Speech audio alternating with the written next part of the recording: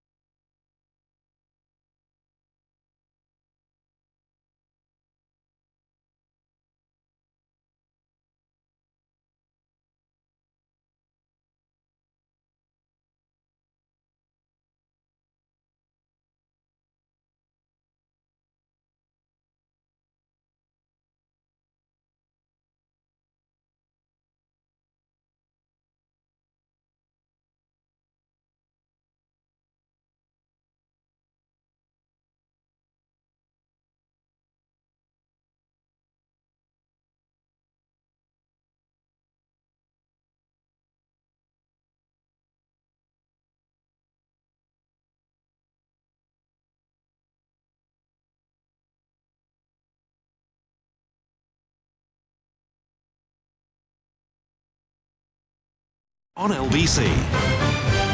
19 minutes past 8. With us on the panel, Michael Crick, political commentator, Joe Grady from the University and College... Is it Colleges Union? I always get it wrong. I do apologise. University and College Union. And Jacqui Smith, Skills and Universities Minister at the Department of Education. And DWP. You got more jobs than anybody in this government, I think. And Minister for Women and Equalities, Goodness Iain. me. What How can you do them all at once?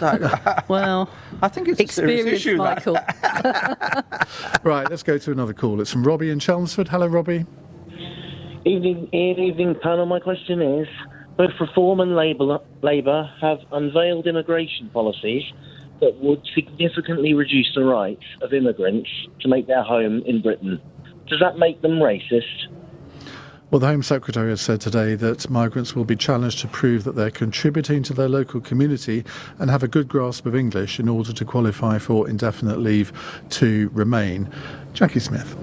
I think there's a pretty fundamental difference between the positions. As you say, Ian, what Shabana Mahmood spelt out today was a development of what the government had already talked about in terms of extending the period of time that somebody might have to live in the country before they gained indefinite leave to remain, and then ways in which the sort of expectations that we might put around people to gain that status, to speak English, to be working, to be contributing more broadly to the communities that they live in, to be not, of course, breaking the law.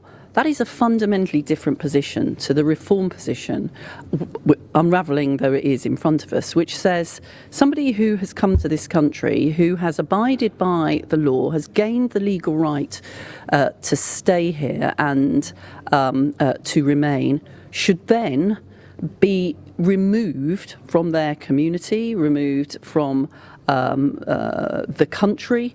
That is a very, very different, very different situation. And I think, as Keir Starmer made clear, you're not talking about people who are currently teaching our children, looking after us in the NHS, our neighbours, our friends, who have fulfilled all the legal requirements of this country and who would actually then be removed. What about she's saying that people would have to volunteer in their communities. I mean, the whole point of volunteering is it's voluntary, and yet she's saying that they will have to do it. It's interesting, this, actually. I have to say, when I was Home Secretary, we started thinking about a you similar... Home Secretary? Did I know, I just felt I needed to mention it, Ian. Well, there's been rather a lot of you in recent years.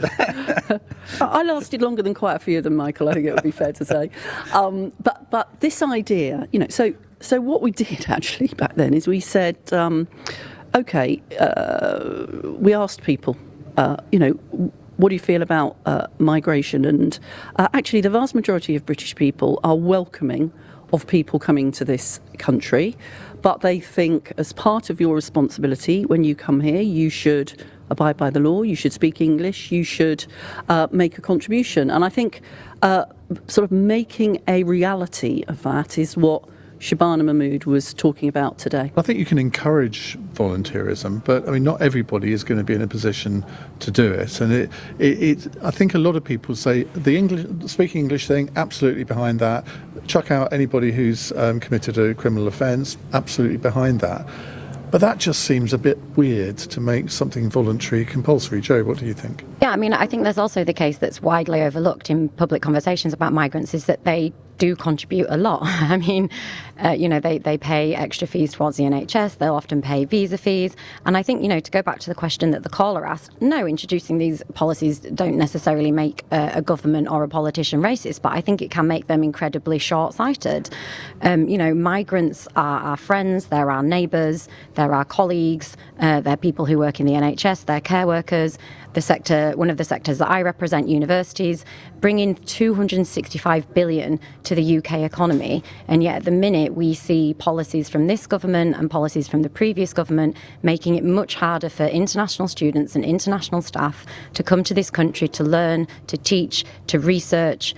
And the broader problem with these discussions is the dehumanisation of migrants more broadly that tends to accompany them. And I really think that what we see in the UK is a repetition of these debates. It distracts from failures of politicians to improve people's lives. It encourages others to engage in finger pointing and scapegoating about things that they are legitimately unhappy about. But it doesn't get us any closer to solving those problems. It just kind of puts the blame onto people that are not to blame. And what did you make of when Shabana Mahmood, the new Home Secretary, said this afternoon, I'll be doing a lot of things that you, i.e. Labour Party members, won't like? What do you think she meant by that?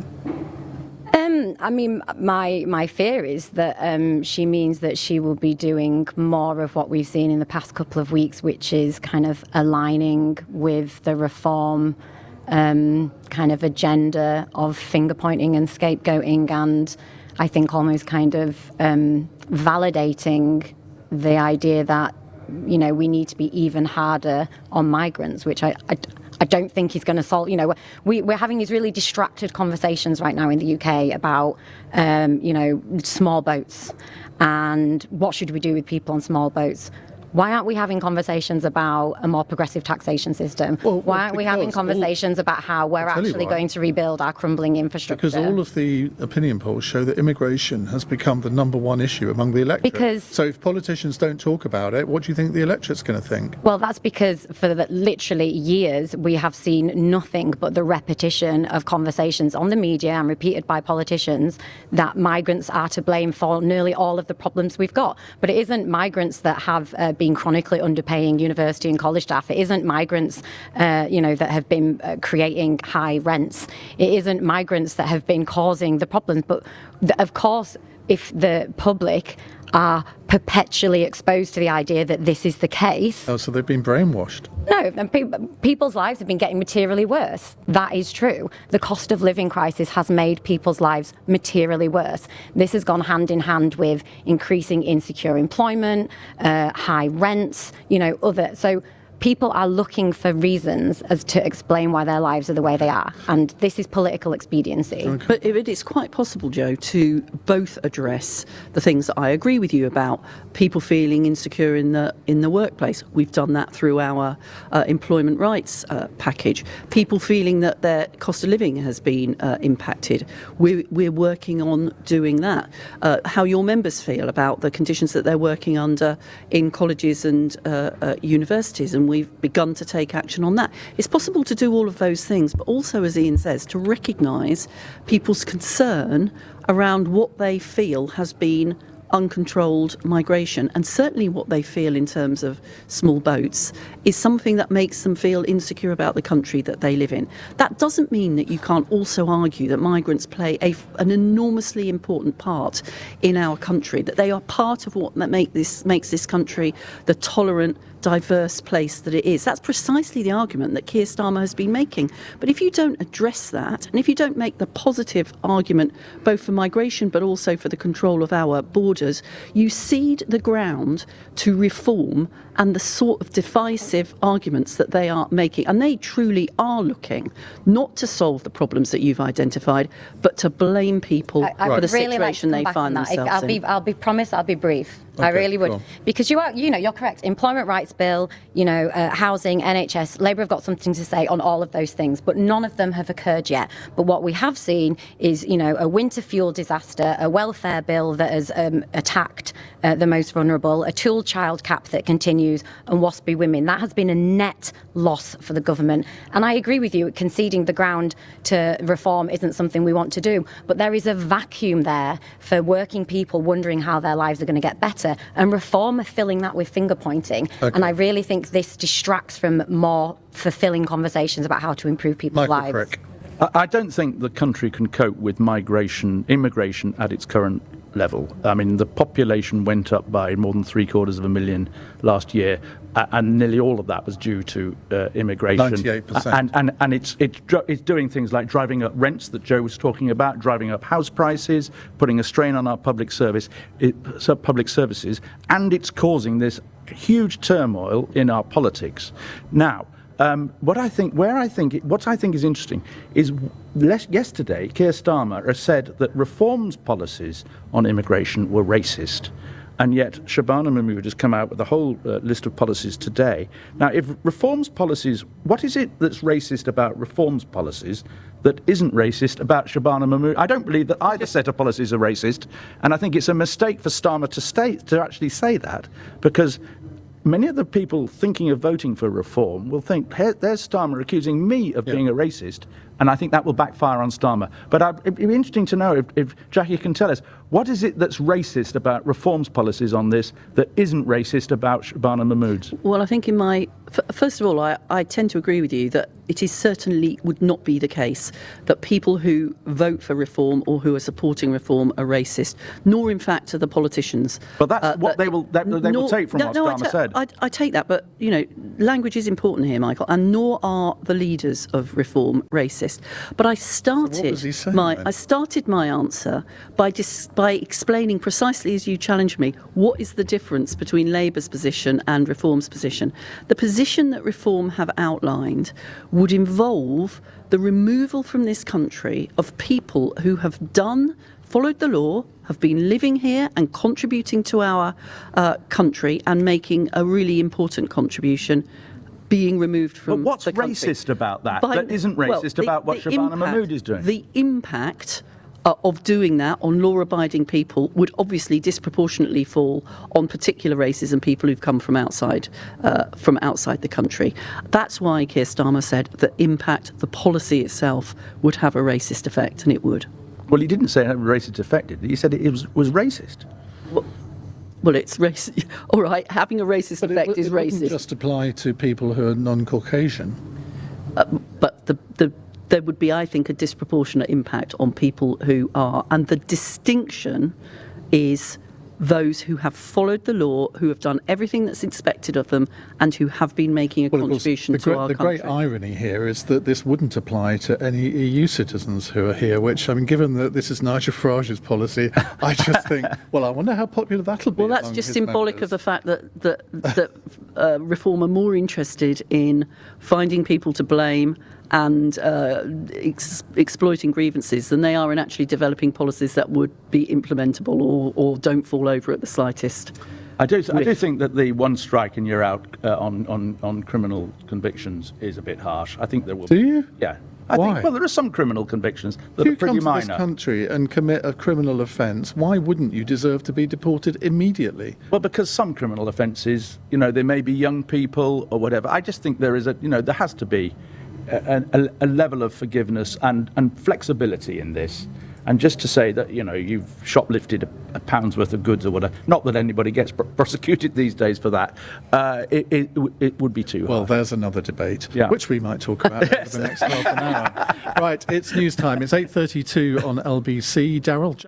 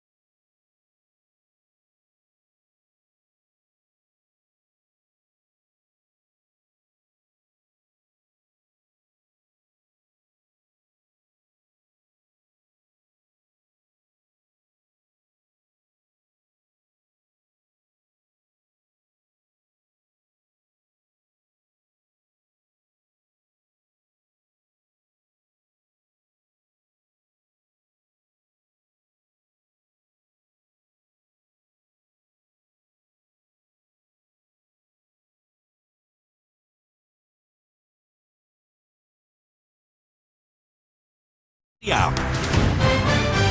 8:35 on LBC. Michael Crick is with us, political commentator, Joe Grady from the University and College Union, and Jacqui Smith, Skills and Universities Minister. We wouldn't mind a question from someone. I mean, just a little tip. If anybody phones in and wants to ask a question about the return of student grants, which was announced by Bridget Phillipson today, I'm sure Joe will have something to say on it. I'm even more sure that Jacqui will. Michael possibly too. You never know. Full house. Even I might.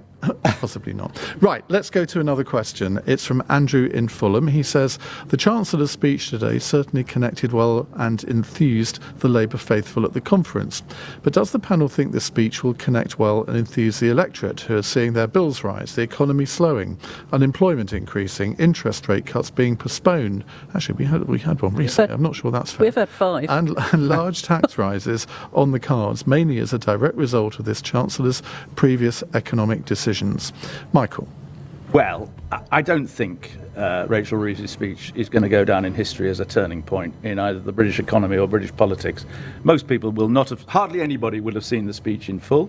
If people notice it, it will be a few clips on the evening news here and there. It was an okay speech. It wasn't particularly, it wasn't a great speech. It wasn't sort of like Gordon Brown in the old days. And the big speech she's going to make is obviously the budget at the end of November in 2 months' time. And that could be, one of the really important budget speeches of all time. Joe. She made some positive comments, didn't she, about young people, which I think is to be applauded. I'm going to rehearse something that Jacqui's heard me say many, many times, which is we desperately need more investment in further education. If the government's vision for the economy and what Reeves outlined today is to materialise, and at the minute we have a huge retention crisis, 50% of FE lecturers leave within 3 years of starting. But I think for me, and I suspect for many people who have been plugged in today, I genuinely cannot believe that the Labour Chancellor has gone to the rostrum and yet again has talked about, tax increases for kind of regular people, and we aren't seeing something more progressive being put forward in terms of a wealth tax or how, the super wealthy will pay their fair share. And I think it's, to return to what I was saying earlier, I think that's the context in which we're seeing, and, Farage is a con man as far as I'm concerned. He will say anything, and the right don't mind kind of, I think, occupying a space that's inconsistent. But I think they are filling the vacuum of somebody talking about how they're going to solve people's problems. So I was disappointed with that. Jacqui, not necessarily in the speech, but certainly in one or two interviews that Rachel Reeves has given, she's kind of hinted that the pledge on not increasing income tax, national insurance or VAT might have to be junked in some way. That would be quite an astonishing thing to do if she did that within 15 months of a Labour government coming to power. Well, look, what Rachel's going to do in the budget, we will wait to hear about in the budget. What she was talking about today, though, and I do think an important theme, was the difference that a Labour government had made. So, yes, she was spelling out the challenges, both inherited by this government and caused by the international situation that we find ourselves in. But she was saying, nevertheless, it's possible to make decisions that are distinctively Labour, to protect British jobs in some of the ways that we have intervened, to spend on the things that make a difference, the NHS, the investment that has gone into delivering free school meals, breakfast clubs, more police on our streets. So she was arguing that, yes, these are difficult times and there have been and there will be tough decisions to be taken, but nevertheless it makes a difference to have a Labour government making them. But do you not think that some of the decisions that she's made have actually contributed to the state that we're in? She can blame economic headwinds worldwide. I'm not sure, apart from possibly Trump's tariffs, I'm not sure how things have changed in the last year in terms of the war in Ukraine, in the Middle East. It all seems to be relatively the same. But I mean, putting up national insurance for employers, for example, that has slowed economic growth. No one can deny that. But we're the fastest growing economy in the G7 in the first half of this year, and so there has been growth. Just to go back to the questioner, there have been 5 reductions in interest rates, partly due to the stability that has been brought back into the economy. Jobs have been created. We're seeing an increase in foreign investment into the country. All things that are important to achieve that fundamental objective of the government. Inflation's going up. Those are 2 of the measures that traditionally we've always judged our governments by. And we absolutely have to make sure that we are getting more money into people's pockets, and we are tackling the cost of living crisis that was certainly part of the reason why people voted Labour, and that Rachel is very clear, has to be at the heart of what we deliver for the British people over the period of this government. OK, let's take a follow-up text question from Gemma in Shoreditch. Is threatening to take vital welfare payments away from teenagers anything other than callous? What's the proposal here? Well, what the proposal is to say, look, we have 1 million young people who are currently not earning and not learning. And that's a waste of their potential, and it's a waste for the economy. These are people who are not even starting their working lives before they've essentially been put onto the scrap heap. So what people need, and what they will be provided with through the government's youth guarantee, is the opportunity to have a place in a college, or to have an apprenticeship, or to have support to get back into work. If after 18 months they are still not working, they'll have the opportunity to have a paid work placement so that they can get that experience of work that will then enable them to take off in their working life. That's the offer. And if they don't choose to take it up, yes, I think there is a responsibility on people, having been provided with all of those offers, to then take it up. And if they don't take it up in a justified way, then there will be consequences. You see, I can hear Norman Tebbit saying that. Well, I'm not sure Norman Tebbit would have said the bit that came before about the investment in apprenticeships, in college places, in support for young people who have had difficulties getting into the labour market in the first place. I don't think he would have said those things. And, actually, I don't think it's unreasonable, and I don't think it's un-Labour to say we have rights and we have responsibilities, and young people have a right to be supported into the workplace, not to be left on the scrap heap as they were by the last government, but then they have a responsibility to take up those opportunities, and that's what we're saying. Does this mean then that in the budget we are going to see huge, and it's going to require huge investment in FE? Because putting aside whether or not you think it's cruel and all the rest of it, I just cannot possibly see how what was announced today will be delivered. We know that there's a huge retention crisis. We know that college lecturers are paid £7,000 to £9,000 less than school teachers. We already know that, as I said earlier, 50% are leaving after 3 years. So this is going to have to come with huge investment. And what's more, to add to that challenge, of course, we've got a big demographic bulge going through 16 to 19 education. That's why, Joe, as you know, we have this year increased the investment that we've put into colleges. It will enable, not the closing of that gap, I accept that, but it will enable a pay increase more akin to what school teachers are having. And I agree with you that it needs FE colleges to not be the Cinderella part of the education system that they've been up to this point, but to be the prestigious, important part of skills development and young people's opportunities that we believe that they can be. So are we going to get that in the budget? Well, twice, Joe, you've talked about what is the government going to do about FE, but you haven't mentioned higher education, which is also part of your remit as a union leader. And what is and Jacqui Smith is the universities minister as well, although it often doesn't get mentioned. What is the government going to do about the fact that nearly 3/4 of our universities are now in deficit? Some of them face bankruptcy. What can you promise us? Are you going to, for instance, are you going to carry on increasing the basic undergraduate fee in line with inflation, as has happened this year. Have you now got a guarantee from the Treasury it will carry on going up at that rate? Now, Michael, you're doing a very good job as an interviewer. Sorry, for yes. Jacqui Smith, but the question is about the welfare proposal. Well, you didn't ask me a question, did you? No, I did. I put it to them. I'm putting it to you. Right. Well, I can't even remember what the question was. Was it cruel? And it's gone off my screen now. No, is threatening to take vital welfare payments away from teenagers anything other than callous?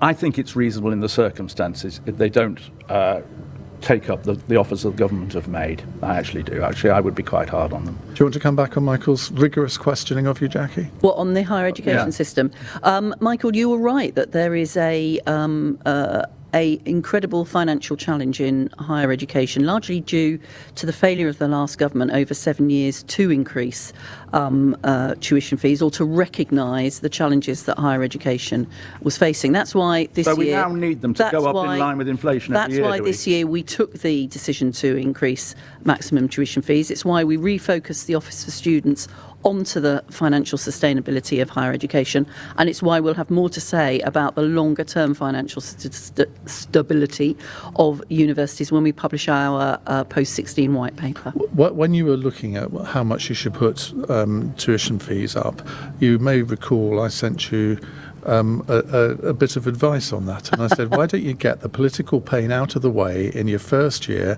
and rack up the tuition fees by several £1,000s to catch up on what they should have been had the Conservatives increased them, and yet you only put them up by, I think, less than inflation. No, it was inflation. And not only that, applied this tax on foreign. Well, we might come to that in a bit. I mean, I know it would have been an incredibly politically courageous thing to have done, and Joe would have been absolutely up in arms. Well, I assume Joe would have been up in arms about it. You would have been, yeah. Yeah. Did you actually consider that at all? Or just because I mentioned it, you thought, Ian, no, that's mad? You obviously you have a very important influence on me, Ian, but you're not the only bit of policy advice I'm well aware, just as well, that I take. Listen, I have said this was a 1 year position, and clearly we need a longer term financial sustainable financial future for higher education, and we will have more to say about that in our white paper. Right, we will continue with some more questions to our panel in just a few moments' time.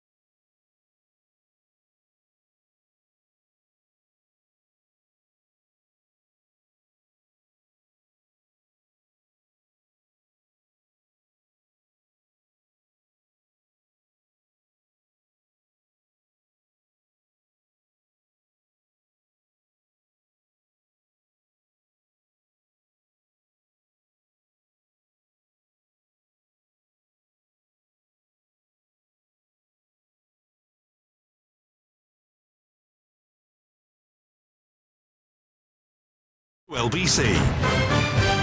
8:49. Michael, Crick, Joe, Grady and Jacqui Smith with us answering your questions. Here's a text one from Dom in Crystal Palace. I've just heard you talking about bringing back grants for poor students. Great idea. But then I read it's being funded by taxing international students and ultimately pushing them out of the country. It's very short-sighted, isn't it? Michael. Well, we haven't heard a huge amount about the detail of this reintroduction. It'd be interesting to know from Jacqui, how much will this grant be? What will it go up to? And one of the problems with it, of course, is that we all assume that all these students that come from overseas are rich and they can, pay these high fees. But actually, some of the places they come from, Africa, the third world and so on, are not rich countries. And we are imposing greater costs on poor students from poor countries in order to fund the grants of people in this country who are probably better off. I don't think that this really is all fair and adds up. How would you fund them then? Well, I think we'd have to, it'd have to come out of more general taxation. But this adding of this tax levy on the income of universities from foreign students has really, given that the reliance that universities now have on foreign income is atrocious, really. The universities need that money for all the reasons we were explaining earlier, because of the failure to keep up the basic fees in line with inflation. And universities some of them are on the point of bankruptcy, and I'm not sure the government knows what it's going to do when a university goes bankrupt. Well, presumably let it. Let it. Why should universities? I mean, if a university goes bankrupt, there's usually probably a pretty good reason for that. Well, it may well be because it may well be that they've been badly run. It may well be that the circumstances of the time. But what do you do with all the students in that university? You say, right, well, you have to go home now and find another university. What do you do with all the academics? What do you do with the local economy? Which many local economies depend on their students, and universities are often the biggest, or one of the biggest employers in a community. Okay, Joe. Yeah, I mean, obviously, the introduction of maintenance grants is not something that could be seen as a bad thing. But when you explain to people that it will be funded through a levy, which will be generated by essentially, taxing the income that comes from international students. For those that aren't really aware, international student income has essentially propped up the sector because they haven't been getting enough funding that they need, either through fees or through direct funding, however you want to raise it. So to now have this levy be introduced to introduce maintenance grants is Peter to pay Paul. It doesn't get to the bottom of the fact that we have a completely not fit for purpose funding system, which is leading to incredible levels of financial volatility in the sector. At the minute, we're looking at 15,000 university staff up for redundancy. The government is treating this as a series of localised incidents. It is a national crisis. Our union is balloting next month for strike action across all UK universities.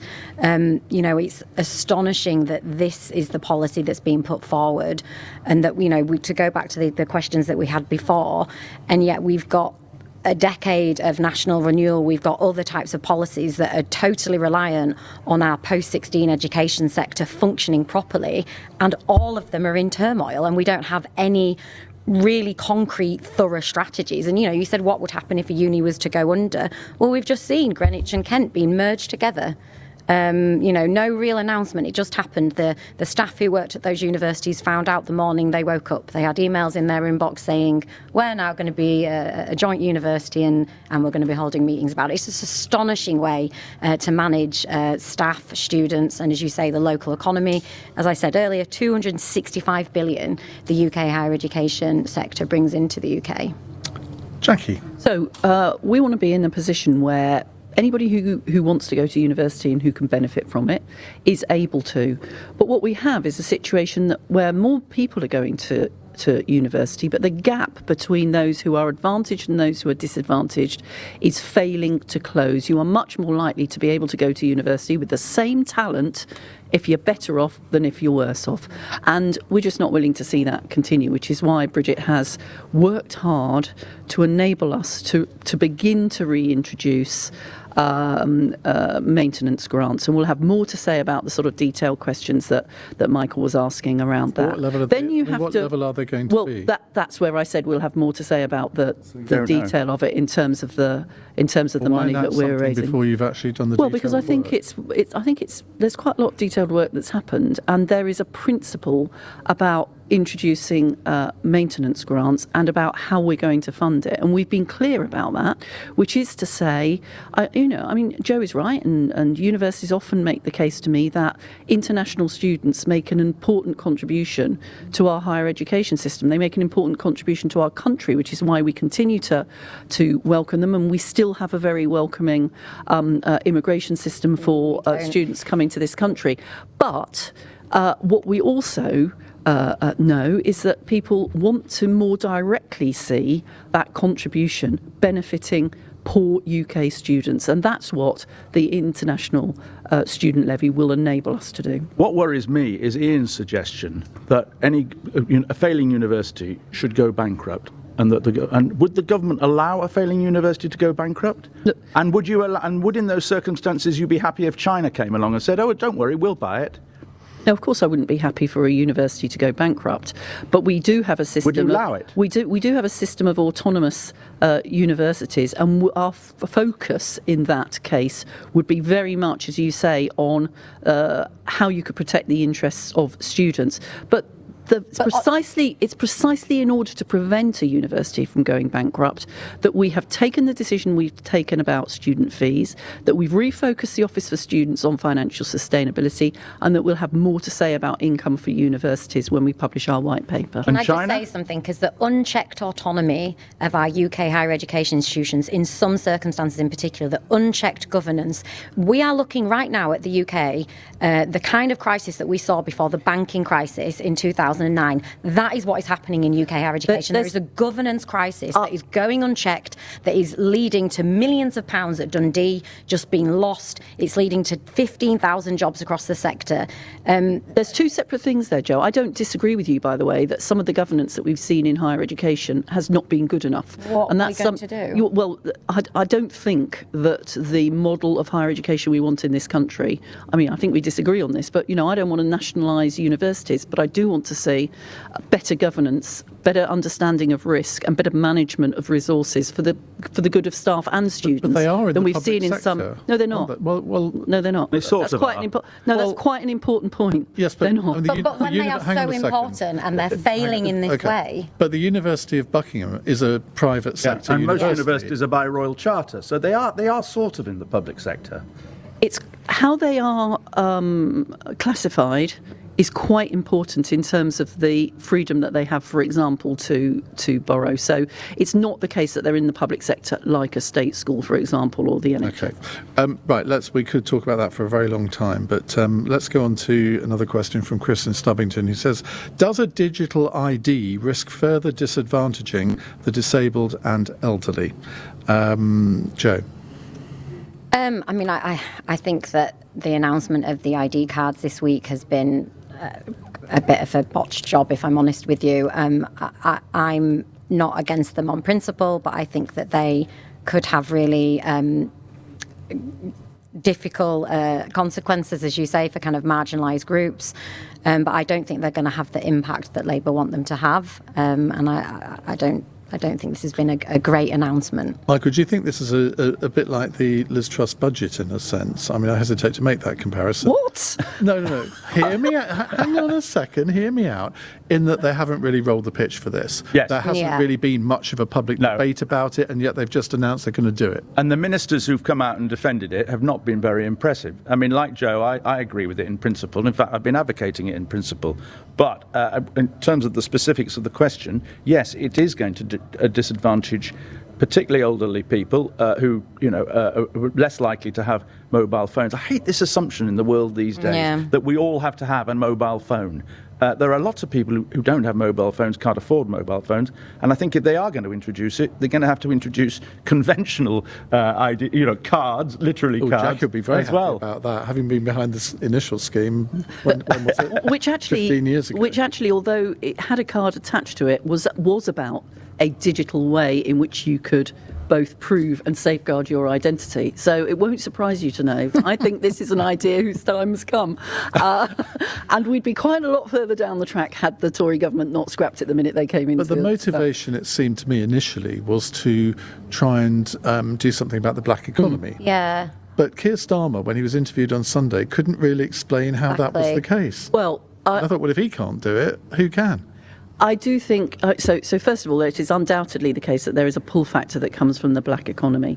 And making a condition that you have to show through digital ID, your right to work in the UK is one element of that. Another element of it is the requirement for employers to check digital ID will make it much easier for the Home Office to identify which employers are clearly not doing what they should be doing in terms of checking their workers. The other problem I have is the Home Office don't have a great reputation about running anything.